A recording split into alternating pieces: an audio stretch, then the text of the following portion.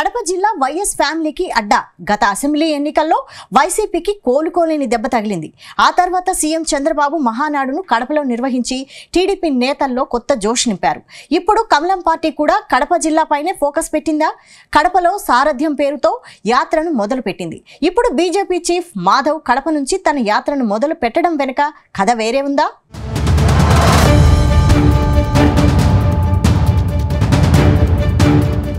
ఆంధ్రప్రదేశ్లో కమలం పార్టీ సొంతంగా ఎదిగేందుకు ప్రయత్నిస్తోంది. రాష్ట్రంలో ఎప్పటికైనా సొంతంగా ప్రభుత్వాన్ని ఏర్పాటు చేసేందుకు కేంద్ర బీజేపీ పెద్దలు పావులు కదుపుతున్నారు. ఇందులో భాగంగానే రాష్ట్ర చీఫ్ గా ఉన్న దగ్గుబాటి పురంధరేశ్వర్ని తప్పించి కొత్త చీఫ్ గా మాధవ్ కు అవకాశం కల్పించారు. అయితే పార్టీ పగ్గాలు చేపట్టిన వెంటనే బీజేపీ చీఫ్ మాధవ్ దూసుకు వెళుతున్నారు.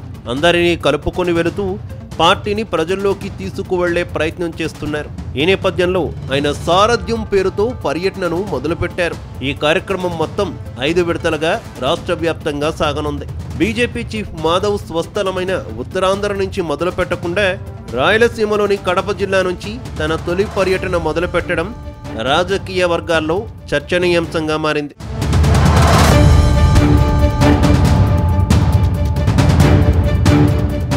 అయితే కడప జిల్లా నుంచి సారథ్యం యాత్ర మొదలు పెట్టడానికి కారణం వివరించారు ఆంధ్రప్రదేశ్ బీజేపీ చీఫ్ మాధవ్. రాష్ట్రంలో బీజేపీ సొంతంగా బలపడేందుకు ప్రతి కార్యకర్త కృషి చేయాలన్నారు. ఇప్పటికే రాయలసీమ అభివృద్ధికి కేంద్ర ప్రభుత్వం వేల కోట్లు ఖర్చు చేస్తుందన్న మాధవ్ కొప్పర్తి పారిశ్రామిక వాడకు 100 కోట్లు ప్రకటించినట్టు తెలిపారు. అటు బెంగళూరు అమరావతి ఎక్స్ప్రెస్ హైవే ఇంకా అనేక హైవేలు రాయలసీమ మీదుగా వెళుతున్నాయని చెప్పారు. అందుకే రాయలసీమలో వచ్చే స్థానిక సంస్థల ఎన్నికల్లో గులాబీ జెండా ఎగరాలని కోరారు. ప్రస్తుతం కడప జిల్లాలో టీడీపీ జనసేన దూసుకు వెళుతున్న సమయంలో బీజేపీ కూడా సొంతంగా బలపడే ప్రయత్నం చేస్తోంది. అందుకే కాషాయ పెద్దలు కడప జిల్లాపై మరింత దృష్టి సారించినట్టు తెలుస్తోంది. 3 ప్రాంతాల నుంచి ఎవరైనా మిగతా ప్రాంతాలకు వెళ్ళాలంటే గడప తొక్కాల్సిన అవసరం ఉంది. కనుకనే భారతీయ జనతా పార్టీ రాష్ట్ర అధ్యక్షుడిగా బాధ్యత స్వీకరించిన నేను ఈ యొక్క రాష్ట్ర పర్యటన చేయాలంటే ఉత్తరానికి వెళ్ళాలా, దక్షిణానికి వెళ్ళాలా, మొత్తం సమూలాగ్రంగా ఆంధ్రప్రదేశ్ పర్యటన చేయాలి అంటే ఎంచుకున్న ప్రాంతం మన తొలి గడప, దేవుని గడప, కడప జిల్లా. మన కడప జిల్లా రాజకీయానికే కాదు, మన తెలుగు భాషకి ఈరోజు ప్రాచీన హోదాకి రావడానికి కారణమైందని. ఇదిలా ఉంటే రాష్ట్రంలో కూటమి సర్కార్ అధికారంలోకి వచ్చాక తొలి మహానాడు కడప జిల్లాలోనే గ్రాండ్ గా నిర్వహించారు. కడప జిల్లాలో మహానాడు నిర్వహణతో టీడీపీ కేడర్లో కొత్త జోష్ వచ్చింది.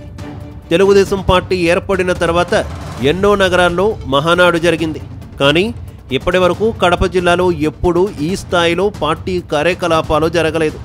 ఆ లోటును ఈసారి అధిగమించి రాయలసీమలో ముఖ్యంగా వైఎస్ఆర్ కడప జిల్లాలో తాము బలంగా ఉన్నామని తెలుగుదేశం ఘనంగా చూపించింది. గతంలో విభజన తర్వాత రాష్ట్రంలో టీడీపీ ఎన్నడూ గెలవని సీట్లను సాధించి చూపించింది. అంతేకాదు వచ్చే ఎన్నికల్లో కడపలో 10కి 10 సీట్లు కూటమి పార్టీలే గెలుచుకోవాలని పార్టీ నేతలకు సీఎం చంద్రబాబు స్పష్టం చేశారు. దాంతో టీడీపీ కడప జిల్లాపై ఎంత ఫోకస్ పెట్టిందో అర్థమవుతోంది.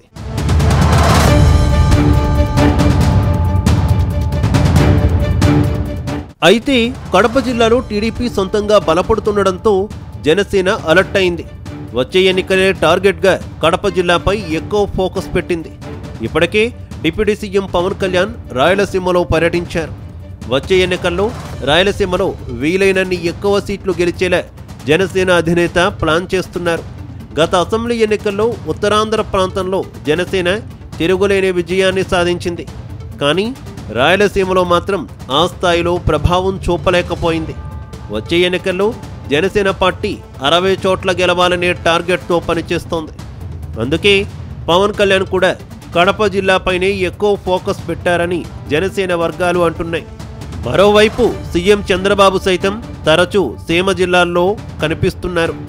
ఇప్పుడు బీజేపీ కూడా అక్కడే దృష్టి పెట్టడం వల్ల రాయలసీమ రాజకీయాలు మరో మలుపు తిరిగాయి. ఈ పరిణామాల నేపథ్యంలో తమ బలాన్ని తిరిగి నిరూపించుకోవాలంటే వైసీపీ మరింత కృషి చేయాల్సిన పరిస్థితి ఏర్పడింది. ఇక నుంచి రాయలసీమ వైపు దృష్టి పెట్టే పార్టీల మధ్య ఖచ్చితంగా గట్టి పోటీ తప్పదన్నది స్పష్టంగా కనిపిస్తోంది.